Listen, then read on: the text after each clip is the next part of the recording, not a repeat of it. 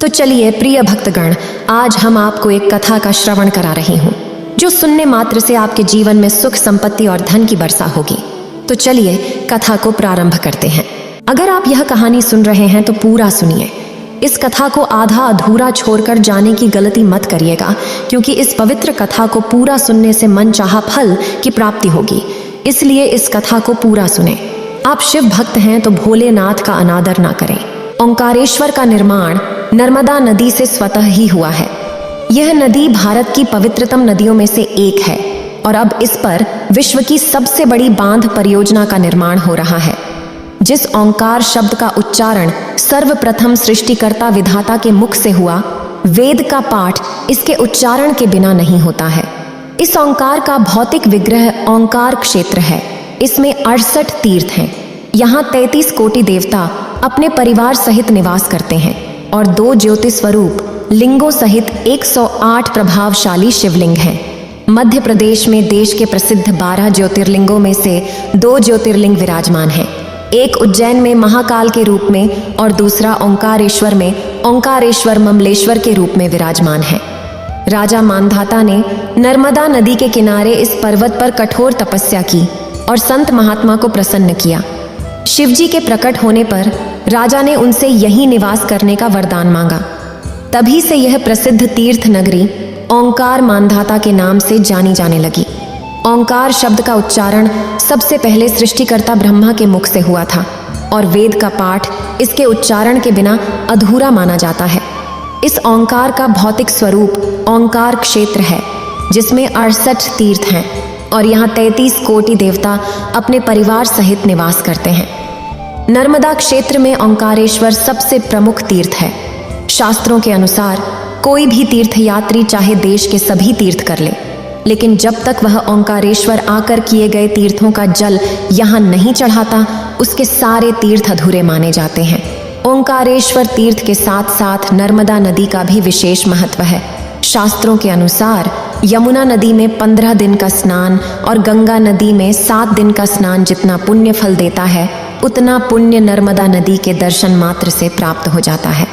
ओंकारेश्वर तीर्थ क्षेत्र में 24 अवतार, माता घाट, सैलानी, सीता वाटिका, धावड़ी कुंड, मार्कंडेय शिला, मार्कंडेय संन्यास आश्रम, अन्नपूर्णाश्रम, विज्ञानशाला, बड़े हनुमान, खेड़ापति हनुमान, ओंकार मठ, माता आनंदमयी आश्रम, आण मुक्तेश्वर महादेव, गायत्री माता मंदिर, सिद्धनाथ गौरी सोमनाथ, आड़े हनुमान, माता वैष्णो देवी मंदिर, चांद सूरज दरवाजे, वीरखला, विष्णु मंदिर, ब्रह्मेश्वर मंदिर, सेगांव के गजानन महाराज का मंदिर, काशी विश्वनाथ, नरसिंह टेकरी, कुबेरेश्वर महादेव, चंद्रमौलेश्वर महादेव के मंदिर भी दर्शनीय हैं। इस मंदिर में शिव भक्त कुबेर ने तपस्या की थी और शिवलिंग की स्थापना की थी। शिव ने उन्हें देवताओं का धनपति बना। कुबेर के स्नान के लिए शिवजी ने अपनी जटा से कावेरी नदी उत्पन्न की थी। यह नदी कुबेर मंदिर के पास से बहकर नर्मदा नदी में मिलती है, जिसे छोटी परिक्रमा में जाने वाले भक्त प्रत्यक्ष रूप से देख सकते हैं। यही कावेरी नदी ओंकार लगाते हुए संगम पर वापस नर्मदा नदी से मिलती है, जिसे नर्मदा कावेरी संगम कहा जाता है। इस मंदिर में हर साल दिवाली की 12 की रात को ज्वार चढ़ाने का विशेष महत्व है। इस रात को जागरण होता है और धनतेरस की सुबह 4 बजे से अभिषेक पूजन होता है। इसके बाद कुबेर महालक्ष्मी का महायज्ञ हवन, जिसमें कई जोड़े बैठते हैं, होता है। धनतेरस की सुबह कुबेर महालक्ष्मी महायज्ञ नर्मदा जी के तट और ओंकारेश्वर जैसे स्थान पर करना विशेष फलदायी माना जाता है। भंडारा होता है और लक्ष्मी वृद्धि पैकेट सिद्धि का वितरण होता है, जिसे घर ले जाकर दीपावली की अमावस्या को विधि अनुसार धन रखने की जगह पर रखना होता है, जिससे घर में प्रचुर धन के साथ सुख शांति आती है। इस अवसर पर हजारों भक्त दूर दूर से आते हैं और कुबेर का भंडार प्राप्त कर प्रचुर धन के साथ सुख शांति पाते हैं। नवनिर्मित मंदिर, प्राचीन मंदिर ओंकारेश्वर बांध में जलमग्न हो जाने के कारण भक्त श्री चैत सोनू जी चौधरी, गसोनू, कातोरा, गुर्जर दादा के अथक प्रयास से नवीन मंदिर का निर्माण बांध और ममलेश्वर ज्योतिर्लिंग के बीच नर्मदा जी के किनारे 2006-07 में किया गया है। पहली कहानी खुद की इज्जत कैसे बढ़ाएं। एक बार एक जवान लड़का महात्मा के पास जाता है और कहता है, मुनिवर, मैं अपने जीवन से बहुत परेशान हूँ। महात्मा ने पूछा, क्या परेशानी है तुम्हें? लड़के ने कहा, मेरे घर वाले, मेरे मित्र और मेरे रिश्तेदार कोई भी मेरी इज्जत नहीं करता, कोई मेरी किसी भी बात को महत्व नहीं देता। अक्सर जब मैं घर के किसी भी मामले में अपनी राय रखता हूँ तो मेरे माता पिता मेरी बातों को अनसुना कर देते हैं, जबकि घर में मेरे छोटे भाई की बातों को हमेशा ही गंभीरता से सुना और माना भी जाता है। सिर्फ मेरी ही बातों की कोई कदर नहीं है। मित्रों के बीच भी मेरी कोई इज्जत नहीं। वो अक्सर मेरा मजाक उड़ाते रहते हैं और ना ही मेरे कोई रिश्तेदार मेरी बातों को गंभीरता से लेते हैं। यह सब देखकर अब तो मुझे भी लगने लगा है कि क्या मैं सच में इतना ही बेकार इंसान हूँ कि कोई मेरा भरोसा नहीं कर सकता। अब तो मुझे इस बात का भी भरोसा नहीं है कि मैं समाज में कभी एक इज्जतदार और सम्मानित व्यक्ति बन भी पाऊंगा। इसके बाद लड़के ने हाथ जोड़ते हुए कहा, मुनिवर, क्या आप मुझे कोई ऐसा तरीका बता सकते हैं जिससे हर कोई मेरी इज्जत करे, मेरी बातों को गंभीरता से ले और मैं खुद को एक इज्जतदार और सम्मानित व्यक्ति के रूप में देख सकूं? यह सुनकर महात्मा ने कहा, सबसे पहले तो तुम ये समझो कि इज्जत उन्हें ही मिलती है जो इसके हकदार होते हैं, उन्हें नहीं जो इसकी मांग करते हैं। इज्जत और भरोसा मांगा नहीं, कमाया जाता है। लोग तुम्हारी इज्जत इसलिए नहीं करते क्योंकि उन्हें तुम्हारे कर्मों, बातों और विचारों पर भरोसा नहीं है। उन्हें तुम्हारी करनी और कथनी में एक रूपता नहीं दिखती। महात्मा ने पूछा, अच्छा बताओ, तुम्हें ऐसा क्या करना चाहिए कि लोगों का तुम्हारे प्रति भरोसा और मजबूत हो जाए और वे तुम्हारी इज्जत करने लगें? लड़के ने कहा, मुनिवर, यही तो आपसे पूछने आया हूँ और आप मुझसे सवाल कर रहे हैं कि मुझे क्या करना चाहिए। महात्मा ने कहा, अच्छा ठीक है, ध्यान से सुनो। आज मैं तुम्हें 7 ऐसी बातें बताने जा रहा हूँ जिनका अगर तुम पालन करते हो तो लोग तुम पर भरोसा भी करेंगे और तुम्हारी इज्जत भी करेंगे। इसलिए पूरे ध्यान से इन 7 बातों को सुनना। लड़के ने कहा, जी मुनिवर। महात्मा ने कहना शुरू किया, पहली बात, सबसे पहले तुम खुद की इज्जत करना शुरू करो। जब तक तुम खुद ही अपनी इज्जत नहीं करोगे, कोई कैसे तुम्हारी इज्जत कर सकता है? इसलिए पहले खुद की इज्जत करो। खुद की इज्जत करने का अर्थ है ये अच्छे से जानना कि आप कौन हैं, आप क्या कर सकते हैं। इस बात का भरोसा होना कि आप सबसे अच्छी चीज़ों के लायक हैं और आपके अंदर इतनी हिम्मत होनी चाहिए कि आप हर उस चीज़ को ना बोल सकें या उससे दूर जा सकें जो आपके स्वाभिमान को ठेस पहुंचाती है। खुद की इज्जत करना आपको जिंदगी में आगे बढ़ने के लिए प्रेरित करता है और आप ज्यादा खुश रहते हैं। खुद के प्रति इज्जत होना आपके अंदर अनुशासन लाता है। आप ज्यादा अनुशासित जीवन जीते हैं। किसी भी चीज या किसी भी इंसान के लिए अपने स्वाभिमान को ना गिरने दें, क्योंकि आपका स्वाभिमान ही सब कुछ है। इसलिए सबसे पहले खुद का सम्मान करना शुरू करें। लोग आपका सम्मान करना खुद ही शुरू कर देंगे। महात्मा ने कहा, अपनी सोच हमेशा सकारात्मक रखो। संत महात्मा ने कहा था, जैसा हम सोचते हैं वैसा ही हम बन जाते हैं। इसलिए सकारात्मक सोचें। सकारात्मक सोच रखने वाले लोग दूसरों को अपनी तरफ ज्यादा आकर्षित करते हैं और दूसरे लोग ऐसी सकारात्मक सोच वाले लोगों की इज्जत भी करते हैं। केवल अपने चेहरे पर मुस्कान लाना ही सकारात्मकता नहीं कहलाती। एक सकारात्मक व्यक्ति हमेशा किसी भी समस्या के समाधान की सोचता है। वह समस्या को लेकर रोता नहीं रहता है। वह किसी भी विपरीत परिस्थिति में कुछ न कुछ अच्छा निकाल ही लेता है। इसलिए ऐसे व्यक्ति की सभी इज्जत करते हैं और उसकी बातों को गंभीरता से लेते हैं। एक सकारात्मक सोच वाला व्यक्ति अपने चारों तरफ ऐसा माहौल बनाए रखता है कि उसके आसपास रहने वाले लोग भी ज्यादा सकारात्मक और प्रसन्न महसूस करते हैं। जो भी इंसान उसके संपर्क में आता है वह उसकी सकारात्मक ऊर्जा को महसूस कर पाता है। फिर महात्मा ने कहा, तीसरी बात यह ध्यान में रखो कि आपका लोगों के साथ व्यवहार कैसा है। आपको लोगों से कितनी इज्जत मिलेगी यह इस बात पर निर्भर करता है कि आप लोगों को कितनी इज्जत देते हैं। अगर कोई आपको सम्मान देता है तो उसे यह सम्मान दीजिए, लेकिन अगर कोई आपको सम्मान नहीं भी देता तब भी आप उसे सम्मान दीजिए। हम किसी दूसरे के गलत व्यवहार को सही नहीं कर सकते, क्योंकि हम दूसरों से पहले खुद की इज्जत करते हैं। हमारी अच्छी आदतों की सही परीक्षा भी किसी बुरे इंसान के संपर्क में आने से ही हो सकती है, क्योंकि तब हमें अपने ऊपर काबू रखना होता है और तब हम पता कर सकते हैं कि हमारे आदर्श कितनी गहराइयों तक हमारे अंदर उतर चुके हैं। कई बार हमारा अच्छा व्यवहार हमारे सामने ऐसे सुनहरे अवसर लाकर खड़ा कर सकता है जिनकी हमने कभी कल्पना भी नहीं की होती। दूसरों को इज्जत देना उन्हें अपने प्यार को महसूस करवाने का सबसे अच्छा तरीका है। सच्चे दिल से इज्जत करना उन्हें प्यार करने का एक तरीका है। इसलिए पहले कुछ लोगों को इज्जत दो ताकि लोग भी आपको इज्जत देना शुरू कर दें। एक महात्मा ने कहा था, किसी से बातचीत के दौरान ज्यादा बोलने की बजाय ज्यादा सुनने पर ध्यान दो। जब आप कम बोलते हैं और ज्यादा सुनते हैं तो लोग आपको सबसे ज्यादा पसंद करते हैं, क्योंकि दूसरे लोगों को सुनने की यह खासियत बहुत ही कम लोगों में होती है और आपकी यही एक खासियत आपको हजारों की भीड़ से अलग बनाती है।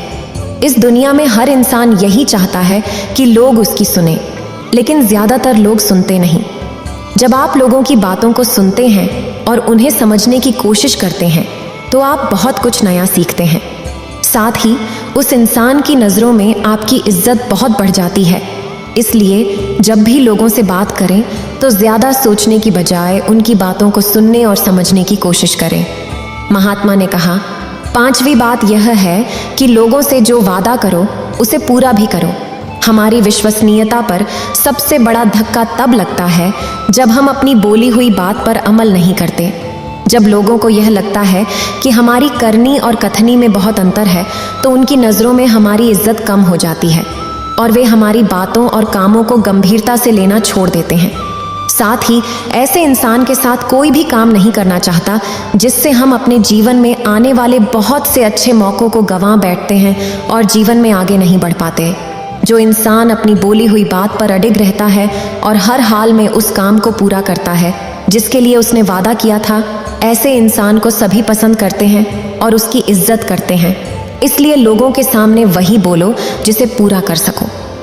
महात्मा ने कहा, 6ठी बात यह है कि ज़्यादा अच्छा और सीधा इंसान बनने की कोशिश मत करो। लोग कभी भी ऐसे इंसान को गंभीरता से नहीं लेते जो उनकी हर बात पे हाँ में हाँ मिलाते हैं, क्योंकि ऐसे लोगों की अपनी कोई अलग और मजबूत राय नहीं होती। ये बस हर किसी की हाँ में हाँ मिला देते हैं और सोचते हैं सामने वाला इन्हें पसंद करेगा, इनकी इज्जत करेगा, लेकिन होता ठीक इसके विपरीत है। लोग हमेशा ऐसे इंसान की ज़्यादा इज्जत करते हैं जो गलत को गलत और सही को सही बोल सके, जिसका अपना खुद का एक स्वतंत्र नज़रिया और सोच हो। इसलिए एक मजबूत इरादों वाला इंसान बनने की कोशिश करें, ना कि ऐसा इंसान जो दूसरों को खुश करने के लिए अच्छा इंसान बनने का नाटक करता रहे। ऐसा करने से ना तो वह खुद खुश रहता है और ना ही दूसरे उसे गंभीरता से लेते हैं। महात्मा ने कहा कि अंतिम बात यह है कि लोगों के सामने अपनी भावनाओं पर नियंत्रण रखें। कई बार जब हम ज़्यादा खुश या दुखी होते हैं और लोगों से मिलते हैं तो अपनी भावनाओं पर नियंत्रण नहीं रख पाते और इसी दौरान हमारे मुंह से कुछ ऐसे शब्द निकल जाते हैं या फिर हम कुछ ऐसा काम कर देते हैं जिसके लिए हमें जिंदगी भर पछतावा होता है। कभी कभी हम लोगों की बातों पर प्रतिक्रिया कर देते हैं बिना उनकी पूरी बात सुने। हमें ऐसे मौक़ों पर अपनी भावनाओं पर नियंत्रण रखना चाहिए। अगर हम सुख दुख या किसी भी ऐसे मौके पर अपनी भावनाओं को शांत रख पाते हैं तो लोगों की नज़रों में हम एक गंभीर और सहनशील इंसान के रूप में उभर कर आते हैं और एक गंभीर व सहनशील इंसान की इज्जत सभी करते हैं। इसलिए अपनी भावनाओं पर नियंत्रण रखने की कोशिश करें। लड़के को अपने प्रश्नों का उत्तर मिल चुका था। उसने महात्माओं का धन्यवाद किया और वहां से चला गया। फिर 2 महात्मा पास के गांव से भिक्षा लेकर मठ की ओर लौट रहे थे। उनमें से एक अनुभवी भिक्षु था जिसे संन्यास लिए काफी समय हो गया था और दूसरा एक युवा भिक्षु था जिसने हाल ही में संन्यास लिया था। दोनों शांतिपूर्वक अपने रास्ते पर चल रहे थे। रास्ते में एक नदी पड़ती थी जिसे पार करना पड़ता था। बरसात के कारण नदी में तूफान आया हुआ था। जब वे दोनों नदी के किनारे पहुंचे तो उन्होंने एक स्त्री को देखा जो नदी पार करने की कोशिश कर रही थी। वह स्त्री इतनी सुंदर थी कि किसी राजकुमारी से कम नहीं लग रही थी। पानी से भीगे उसके वस्त्रों के नीचे से उसकी सुंदरता झलक रही थी। स्वर्णाभूषण उसकी दिव्यता को और बढ़ा रहे थे। जब भिक्षु उसके पास पहुंचे तो उस स्त्री ने उन्हें प्रणाम किया और बताया कि वह यहाँ के राजा की बेटी है। शिकार करते हुए वह भटक गई है और नदी के उस पार उसका नगर है। उसने विनती की कि कृपया उसे नदी पार करवा दें। नदी का वेग इतना ज्यादा था कि वह अपने शरीर को संभाल नहीं पा रही थी। दोनों भिक्षुओं ने नदी की ओर देखा। किनारे के उबड़ खाबड़ पत्थर, तल की चिकनाहट और ऊपर से धारा का वेग मिलकर उसे पार करना किसी कोमल मनुष्य के लिए अत्यंत कठिन बना रहे थे। लेकिन समस्या सिर्फ यही नहीं थी, एक और भी समस्या थी। संत महात्मा ने भिक्षुओं को महिलाओं से दूर रहने की सलाह दी थी, इसलिए वे उसे नदी पार नहीं करवा सकते थे। महिला के स्पर्श से अब तक की सारी साधना एक पल में नष्ट हो सकती थी। बूढ़ा भिक्षु अभी ये सब सोच ही रहा था कि युवा भिक्षु आगे बढ़ा। उसने उस महिला को अपने कंधे पर उठाया और नदी में उतर गया। बूढ़ा भिक्षु यह सब देखकर हैरान रह गया। वह भी उसे विस्मय से देखता हुआ पीछे पीछे नदी पार करने लगा। युवा भिक्षु दूसरे किनारे पर पहुंच गया और उसने महिला को अपने कंधे से उतारा। फिर उसने उसे विदा दी। महिला ने भी उन्हें प्रणाम किया और चली गई। युवा भिक्षु शांत भाव से मठ की ओर बढ़ने लगा। बूढ़ा भिक्षु भी तट पर पहुंचा और पहुंचते ही उसने युवा सन्यासी को उपेक्षा के भाव से देखा। बूढ़े भिक्षु की आंखों में क्रोध और दुर्भावना थी। उसने युवा भिक्षु की तरफ मुंह फेरा और तेजी से मठ की ओर बढ़ने लगा। चलते चलते वह सोच रहा था कि देखो, एक हम हैं जिन्होंने इतने सालों तक अपने ऊपर किसी महिला की परछाई तक नहीं पड़ने दी, और एक यह है आजकल के युवा सन्यासी जो महिला को न केवल छूते हैं बल्कि उसे कंधे पर भी उठा लेते हैं। अभी मठ में जाकर संत महात्मा से इसकी शिकायत करता हूँ। ऐसे नीच को तो संघ से ही निकाल देना चाहिए, और संत महात्मा से भी आग्रह करूंगा कि आगे से इन युवाओं को दीक्षा ही ना दें। ये अपने ऊपर संयम तो रख नहीं सकते। यही सब सोचते विचारते वह मठ आ गया। वह तेजी से अंदर गया और संत महात्मा से मिलने उनके पास गया। शिव एक वृक्ष के नीचे शांत मुद्रा में बैठे थे। एक बुरे भिक्षु ने उन्हें प्रणाम किया और बताया कि कैसे एक युवा भिक्षु ने एक स्त्री को नदी पार करवाई। संघ के सभी भिक्षु इकट्ठा हो गए और युवा भिक्षु को बुलाया गया। संत महात्मा ने उससे पूछा कि क्या वृद्ध भिक्षु द्वारा लगाए गए आरोप सत्य हैं? क्या आपने किसी स्त्री को अपने कंधे पर उठाकर नदी पार करवाई? युवा भिक्षु ने उत्तर दिया, स्त्री? हाँ, मैंने उसे नदी पार करवाई थी, लेकिन भगवान, मैंने तो उसे नदी के उस पार से उठाकर इस पार उतार दिया था, पर ये वृद्ध भिक्षु तो अभी तक उसे अपने कंधे पर उठाए हुए हैं। यह सुनकर संत मुस्कुराए। उन्होंने युवा भिक्षु को आशीर्वाद दिया और कहा कि सच में किसी कार्य में शारीरिक संलग्नता से कहीं अधिक प्रभावी मानसिक लिप्तता है। युवा भिक्षु ने परोपकार की भावना से उस स्त्री को उठाया, इसीलिए उसका मन दूषित नहीं हुआ, जबकि वृद्ध भिक्षु का मन द्वेष भाव से भर गया और वे अब तक अशांत हैं। सारी बात मन की है, अंदर की है।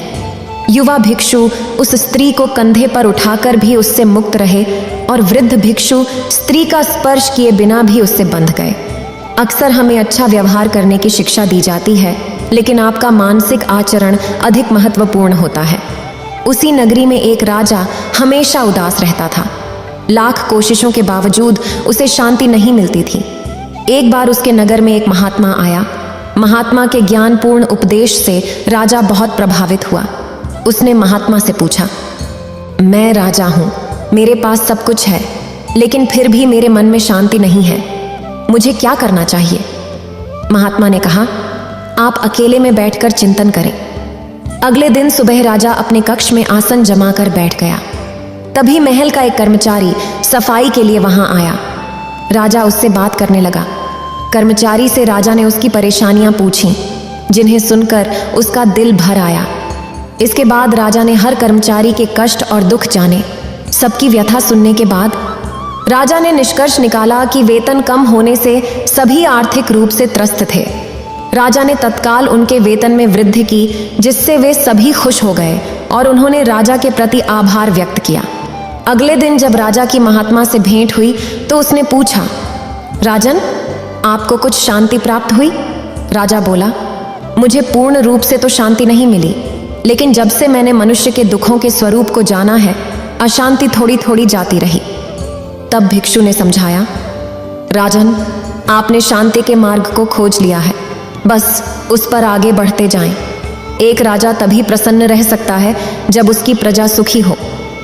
आज के समय में शिविमान होना बहुत महत्वपूर्ण है। इस भाग दौड़ भरी जिंदगी में समय समय पर हमें अपनी शिविमत्ता का उपयोग करना पड़ता है, तभी हम जीवन में सफल हो सकते हैं। शिविमानी का मतलब किसी को धोखा देना या छल करना नहीं है, बल्कि अपनी शिव से वह प्राप्त करना है जो कोई और प्राप्त नहीं कर सकता। बहुत समय पहले की बात है, दो बहुत अच्छे मित्र हुआ करते थे। एक का नाम सोनू और दूसरे का नाम मोनू था। दोनों बचपन से ही मित्र थे और हर काम मिलकर करते थे। किसी भी बात में दोनों की सहमति हर बार बन जाती थी। एक बार दोनों ने एक प्राचीन मंदिर जाने का निर्णय किया। मंदिर जंगल के रास्ते में था और वह रास्ता बिल्कुल ही एकांत था। उस पर बहुत कम लोग जाया करते थे। मंदिर तक पहुंचना बहुत ही कठिन था, पर दोनों दोस्तों ने ठान लिया था कि वह इस साल मंदिर जाकर शिव के दर्शन करेंगे। मंदिर जाने से पहले गांव के लोगों ने उन्हें बहुत समझाया कि यह रास्ता बहुत कठिन और मुश्किल है, इसलिए तुम लोग अपना ध्यान अवश्य रखना। मंदिर के रास्ते में बहुत गर्मी और दबाव का माहौल है। जंगली जानवरों और दलदल का खतरा भी रहता है। अगले दिन में जब हम बहुत ऊपर पहुंच जाते हैं, तब तक वहां पर ऑक्सीजन की कमी हो जाती है, जिससे एक दूसरे पर भी गुस्सा आने लगता है। सोनू और मोनू अपने सफर के लिए निकल गए। जैसे जैसे वह रास्ता पार करते, वैसे वैसे उनकी तकलीफ बढ़ती जाती। दोनों में थोड़ी बहुत बहस भी हो जाती, जो आज तक नहीं हुई थी। पर इस कठिनाई भरे सफर में ऐसा होने लगा। देखते ही देखते सोनू और मोनू का झगड़ा बहुत बढ़ गया। सोनू ने गुस्से में आकर मोनू को एक थप्पड़ मार दिया। मोनू और सोनू से कुछ नहीं कहा और एक लकड़ी उठाई और मिट्टी पर लिख दिया कि मेरे सबसे अच्छे मित्र ने मुझे थप्पड़ मारा। बहुत आगे जब चले, तब रास्ते में खाने के लिए बहुत कम खाना बचा। सोनू ने ज्यादा खाना खाया और मोनू को थोड़ा कम खाना दिया। मोनू ने मिट्टी पर फिर लिखा, आज मेरे मित्र ने कम खाना दिया। थोड़ी देर आगे चलकर जब मोनू एक दलदल में फंस गया, तो सोनू ने अपनी जान की बाजी लगाकर मोनू की मदद की और उसे दलदल से बाहर निकाला। इस मुश्किल काम में सोनू भी दलदल में फंसते फंसते बचा गया। मोनू ने इस बार पत्थर लिया और पेड़ पर लिखा, आज मेरे सबसे अच्छे मित्र ने मेरी जान बचाई। ऐसा करते देख सोनू ने मोनू से पूछा, जब मैंने तुम्हें थप्पड़ मारा तब तुमने मिट्टी पर लिखा, जब मैंने तुम्हारी जान बचाई तब तुमने पत्थर पर लिखा, ऐसा क्यों? मोनू ने बड़ी शिविमत्ता से उत्तर दिया, हमको जीवन में हमेशा ऐसा ही करना चाहिए। जब कोई हमारा बुरा करे तो हमें उसको मिट्टी पर लिखना चाहिए, ताकि हम उसको आसानी से क्षमा कर सकें, और यह अपने संबंध को मधुर बनाता है। और जब कोई हमारी मदद करे तो हमें उसको अपने मन में बैठा लेना चाहिए, ताकि चाह कर भी हम उसको भूल ना पाए। मोनू की इस शिविमत्ता को सुनकर सोनू चकित हो गया। उसको आज ये समझ में आया कि उसका मित्र कितना शिविमान है। इस कहानी की शिक्षा यह है कि हमें बुराइयों को हमेशा भूल जाना चाहिए और अच्छाइयों को हमेशा याद रखना चाहिए। अगर कोई हमारे साथ अच्छा करता है तो हमें उसका एहसानमंद रहना चाहिए, और अगर कोई गलत करता है तो उसको क्षमा कर देना चाहिए। एक बार एक महात्मा एक गांव से गुजर रहा था। 4 कदम चलने के बाद वह थक गया, क्योंकि महात्मा ने भिक्षु को निर्देश दिया था कि वे 10 कदम से ज्यादा दूर न देखें, जितना जरूरी हो उतना ही देखें। अचानक उसे लगा कि यह गली कुछ अलग है। यहाँ की सजावट, रहन सहन, लोगों का यूं राह चलते ऊपर देखना, इशारे करना, कहीं कोई किसी को बुला रहा है, इशारा करके कोई किसी स्त्री से प्रश्न करने के लिए मिन्नत कर रहा है। जगह जगह भीड़ इकट्ठी है और गांव और गलियों में यह दृश्य कम ही देखने को मिलते हैं। भिक्षु विचित्रसेन थोड़ा चकित जरूर हुआ, पर निर्भय आगे बढ़ा। वह समझ गया कि यह वेश्याओं का इलाका है, यहाँ भिक्षा की उम्मीद कम ही है। वैसे तो संत महात्मा ने कुछ वर्जित नहीं किया था कि किस घर जाओ किस घर ना जाओ, पर जीवन में ऐसा पहले हुआ नहीं था। वह कुछ आगे बढ़ा। ऊपर खिड़की से एक वेश्या ने भिक्षु विचित्रसेन को देखा और देखती रह गई। उसने कितने ही लोगों को देखा था, एक से एक सुंदर, धनवान, बलवान, पर इस भिक्षु के मैले कुचैले कपड़े, हाथ में भिक्षा पात्र। पर उसकी चाल में कुछ ऐसा था मानो आनंद झर रहा हो। उसके चेहरे की आभा और शांति अभूतपूर्व थी। राज्य महाराजों की चाल भी उस युवक भिक्षु के सामने फीकी लगती थी, मानो उसके कदम जमीन पर नहीं, हवा में बादलों पर पड़ रहे हों। उसके पैरों में बिना किसी सिगार के वह राजा महाराजाओं को भी मात दे रहा था। अब यह विरोधाभास देखा आपने। हजारों लोगों ने उस भिक्षु को चलते हुए देखा, पर किसी और को उसकी चाल में कोई गुण गौरव क्यों नहीं नजर आ रहा था? ऐसा नहीं है। हम जो देखते हैं वही सत्य है। देखने के लिए आंखें चाहिए और अंदर भरा हुआ होश चाहिए। संत महात्मा जैसे लोग हमारे बीच से होकर गुजर जाते हैं और हम उन्हें देख नहीं पाते। उनके जाने के हजारों साल बाद भी वेश्या नीचे उतर आई और सन्यासी का रास्ता रोक कर खड़ी हो गई। सन्यासी अपूर्व रूप से सुंदर हो जाता है, क्योंकि सन्यास एक अनोखा सौंदर्य देता है। मनुष्य को और कोई चीज इतना सुंदर नहीं बनाती। अगर तुम सन्यास लेकर सुंदर नहीं हो जाते तो समझना कि कहीं कुछ गलती हो रही है। सन्यासी का कोई बाहरी श्रृंगार नहीं होता, क्योंकि सन्यास ही इतना बड़ा श्रृंगार है कि और किसी श्रृंगार की जरूरत नहीं होती। सन्यासी अपने में स्थिर हो जाता है। उसकी वासनाएं उसके घेरे में नहीं होती। वह उस कोमल पुष्प की तरह हो जाता है जो अभी अभी सुबह की बेला में खिला है। उसकी पंखुड़ियों पर ओस की नाजुक बूंदें चमक रही हैं। उस पर कोई धूल नहीं जमी है। उसकी सारी बेचैनी खो गई है। उसके सारे तनाव, इच्छाएं और कामनाएं गिर गई हैं। उसके अंदर और आसपास शून्यता और विराग का गीत गूंज रहा है। एक मधुर झंकार उसे अभिभूत कर रही है। उसके साथ मात्र से आनंद का समुद्र हिलोरे मारने लगता है उसके हृदय में। पर आपने देखा, इस निष्कल सौंदर्य पर स्त्रियां कितनी जल्दी मोहित हो जाती हैं। स्त्री में एक अद्भुत शक्ति है। वह आपकी आंखें, आपके शरीर के हाव भाव, आपकी छुआन या देखने भर से आपके अंतर की गहराइयों तक की वासनाओं को जान जाती हैं। एक पल में उस वेश्या ने भिक्षु विचित्रगुप्त का रास्ता रोक लिया और निवेदन किया, देव, इस वर्षा काल आप मेरे घर रुक जाइए। 4 महीने वर्षा काल में महात्मा किसी एक स्थान पर निवास करते थे।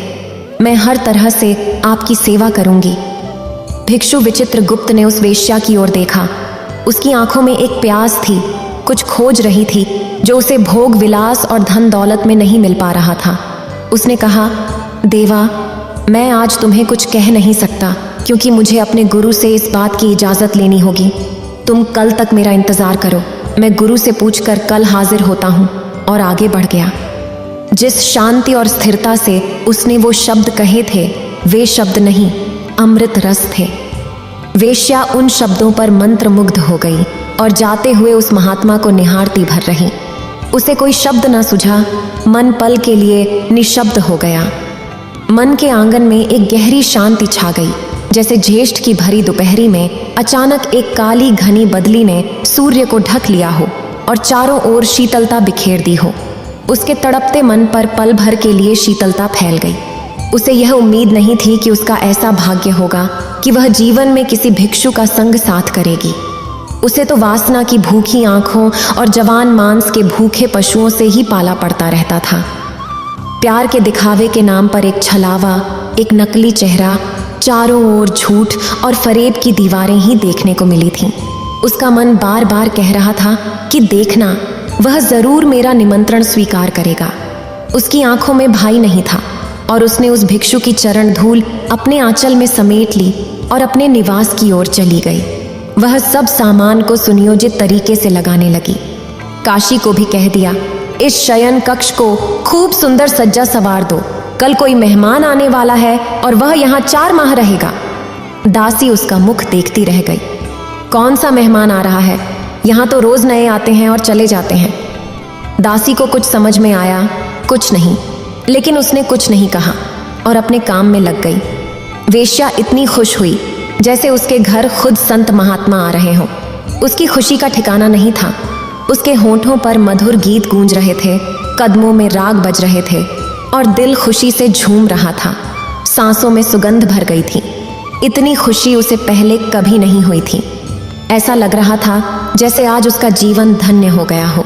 भिक्षु ने जाकर संत महात्मा से भरी सभा में पूछा, जहां 10,000 भिक्षु मौजूद थे। मैं एक गांव में गया था जहां वेश्याओं का गांव था। एक युवती ने मेरा रास्ता रोक लिया और आग्रह करने लगी कि मैं इस वर्षा ऋतु के 4 माह उसके यहाँ रुकूं। पास ही बैठे एक भिक्षु ने कहा, भगवान, वह स्त्री अति सुंदर थी और ऊपर से वेश्या भी। सारे भिक्षु में अचानक हलचल मच गई। कुछ भिक्षु उत्तेजित हो रहे थे कि अब क्या उत्तर देंगे। चारों ओर सन्नाटा छा गया। भिक्षु ने फिर कहा, भगवान, वह वेश्या है या नहीं, इससे मुझे क्या फर्क पड़ता है। वह सुंदर है या कुरूप, यह महत्वपूर्ण नहीं है। महत्वपूर्ण बात यह है कि उसने मुझे राह पर रोककर निमंत्रण दिया। आपकी आज्ञा लेने के लिए मैं आपके पास आया हूं। वैसे मेरे हृदय पर एक बोझ है जो मैं मीलों ढोकर आ रहा हूं। आपकी आज्ञा हो तो इस 4 माह उसके निवास पर रहने का निमंत्रण स्वीकार करूं या नहीं। संत महात्मा ने एक बार फिर विचित्रसेन की आंखों में झांका और आज्ञा दे दी। चारों तरफ खुसर फुसर होने लगी। कुछ भिक्षुओं ने खड़े होकर कहा, भगवान, यह अन्याय है। यह तो सरासर भ्रष्ट होने की राह है। आप खुद ही ऐसा करेंगे और कहेंगे तो हमें कौन रोकेगा, कौन समझाएगा कौन। आप अपने निर्णय पर एक बार और सोच विचार कर लें। एक भिक्षु कहने लगा, भगवान, मेरे मन में भी यही प्रश्न था। मैं भी आपसे आज्ञा चाहता था, पर झिझक रहा था कि लोग क्या कहेंगे। डर भी लग रहा था कि आप मना कर देंगे। अब तो मेरे प्रश्न का उत्तर आपने स्वयं ही दे दिया। अब तो पूछने की कोई जरूरत ही नहीं है। संत महात्मा ने उस भिक्षु को देखा और कहा, यह तुम्हारे लिए आज्ञा नहीं है। यह प्रश्न विचित्रसेन का था। तुम्हें शायद मैं ना कर देता। जब प्रश्न पूछने और आज्ञा मांगने का साहस नहीं है तो फिर तुम्हारी क्या परिणति होगी, यह तुम स्वयं ही जानते हो। और यह बात समझ लो कि मैं सोच विचार नहीं करता। मैं तो तुम्हारे अंतर में झांक कर देख भर लेता हूँ। मुझे अपनी आज्ञा पर सोचने विचारने की कोई आवश्यकता नहीं है। अब इस बात को यहीं खत्म करते हैं और 4 माह बाद जब विचित्रसेन आएगा तभी कोई चर्चा होगी। किससे जाने दो इसे, मैं जानता हूँ। अगर वेश्या इसके सन्यास को डिगा देगी तो यह सन्यास नहीं होगा। इसका कोई मूल्य नहीं। तुम्हारे सन्यास की नाव में एक वेश्या भी यात्रा ना कर सके तो 2 पैसे का सन्यास है, उसका क्या मूल्य है। भिक्षु विचित्रसेन संत महात्मा को प्रणाम कर चला गया और सारे भिक्षु संघ उसे जाते हुए देखता रहा। कियों के मन में तरह तरह के विचार आ रहे थे। क्या किस्मत पाई है, अब क्या करेगा। 4 महीने तक मौज मस्ती में और अपनी किस्मत को कोसते हुए बिताए। उधर वेश्या ने उसका स्वागत किया। शायद उसे उम्मीद थी कि भिक्षु आएगा। 4 महीने तक उसकी खूब सेवा की, अपने हाथों से खिलाया, तेल मालिश की और नहलाया। नरम मुलायम बिस्तरें सोने के लिए दी। कभी नाच गाकर उसका मनोरंजन किया, कभी खुद उसकी गोद में लेट जाती।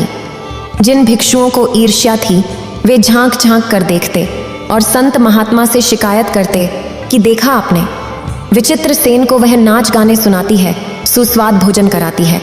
कभी वो वेश्या उसकी गोद में लेटी, हमने देखा। वह अपने हाथों से उसे तेल लगाती है, नहलाती है और कभी कभी तो हमने उन्हें एक ही बिस्तर पर साथ सोते भी देखा है।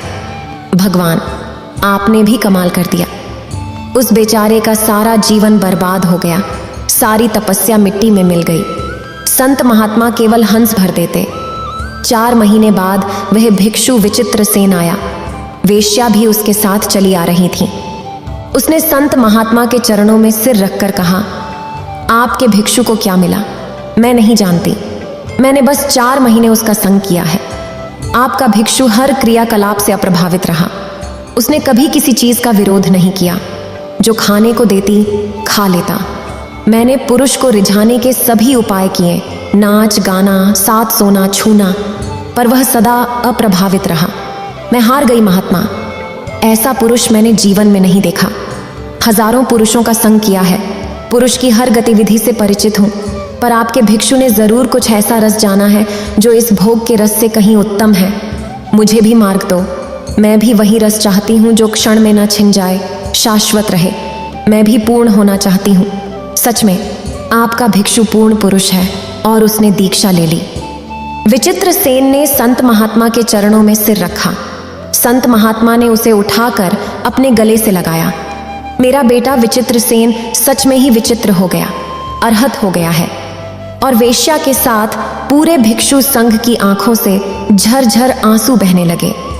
संत महात्मा ने उस भिक्षु को देखकर कहा, देखा भिक्षु, तुमने मेरा भिक्षु वेश्या के यहाँ 4 महीने रहा तो एक और भिक्षु को अपने साथ लाया। तू भी सिख, अपने अंदर झांक कर देख उस मन की चालबाजी को जो तुझे छल रहा है। वह जो कह रहा है क्या वह सत्य है या मात्र एक छलावा? आंखें खोल, जाग, देख, चारों ओर कितना प्रकाश फैल रहा है।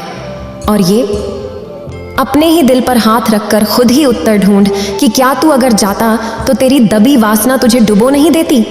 क्या तू वापस आता? शायद कभी नहीं। हाँ, इस संघ में एक भिक्षु और कम हो जाता।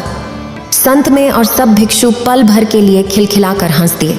तो अब चलिए ओंकारेश्वर यात्रा पूरा करते हैं।